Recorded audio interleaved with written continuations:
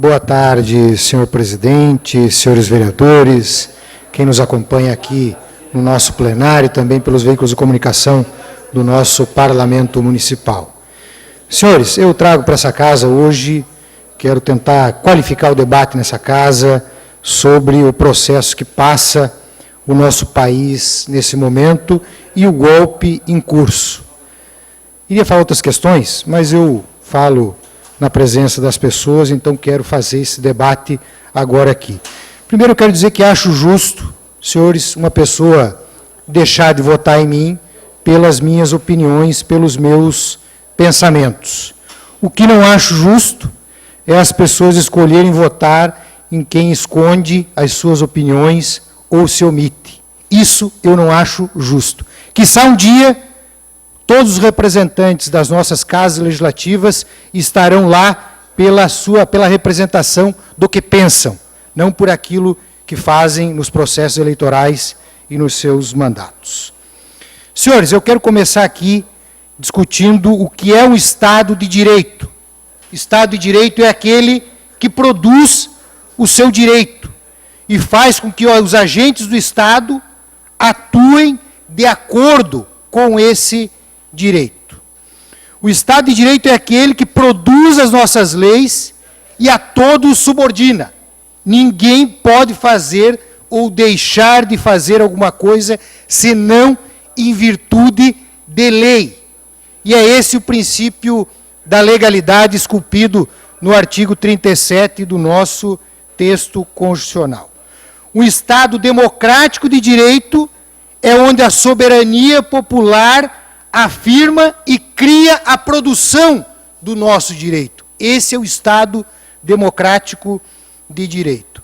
E esse Estado, ele é subordinado à soberania popular, o mais sagrado, que é o direito a voto de todo cidadão brasileiro. Pois bem, senhores, passamos por um processo de golpe chamado de impeachment. O impeachment é um processo jurídico e político, porque não se afasta um presidente legitimamente eleito pela soberania popular, ele só pode ser afastado se houver alguns pressupostos jurídicos.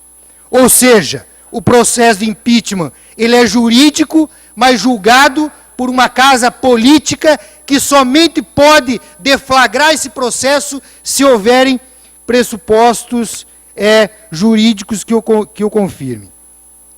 E quais são os pressupostos jurídicos que a nossa Carta Constitucional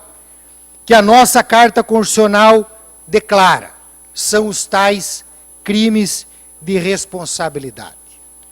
Se não houver crime de responsabilidade e um Estado democrático de direito, e mesmo assim, politicamente, for deflagrado um processo de impeachment, é o quê? É golpe. Vejamos os pontos aqui, senhores, que segundo a nossa Constituição, caracterizam os crimes de responsabilidade e que somente forem praticados diretamente pelo chefe do Poder Executivo, no caso, o presidente da República. Os pressupostos são, senhores, que o presidente atente contra a Constituição de forma violenta, que ele atente contra a nossa Constituição de forma violenta. Os atos que decorram de sua competência direta, indireta, não qualifica o impedimento. E a doutrina e a nossa Constituição é clara quanto a isso.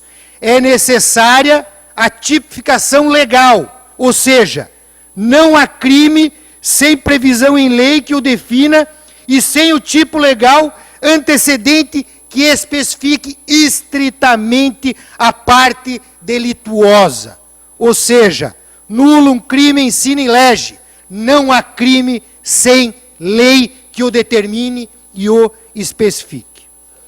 O nosso texto constitucional, senhores, é claro. Para configurar um crime de responsabilidade, é necessária uma ação dolosa do chefe do Poder Executivo, ou seja, que saiba da gravidade e queira dolosamente praticar esse crime previsto na nossa Carta Constitucional. Uma iniciativa de má-fé convicta caracterizava um crime de responsabilidade.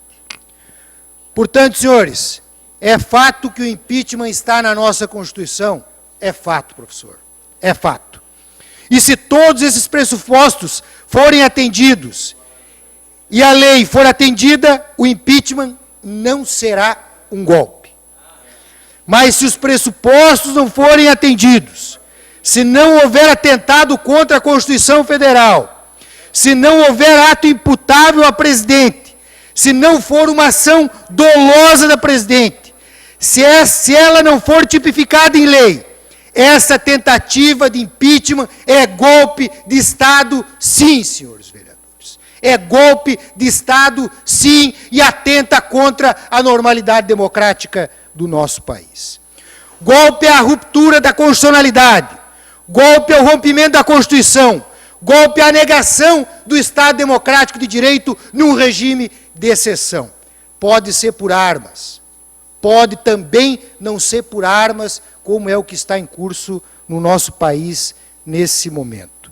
Senhores, a jurisprudência é clara, é tranquila no Brasil, ao dizer que o chefe do Poder Executivo se baseia em pareceres técnicos de órgãos competentes, não agindo de má-fé, no caso o Tribunal de Contas da União e também o Poder Legislativo Nacional, no caso a Câmara dos Deputados, que tem a prerrogativa de fazer o controle externo do Poder Executivo.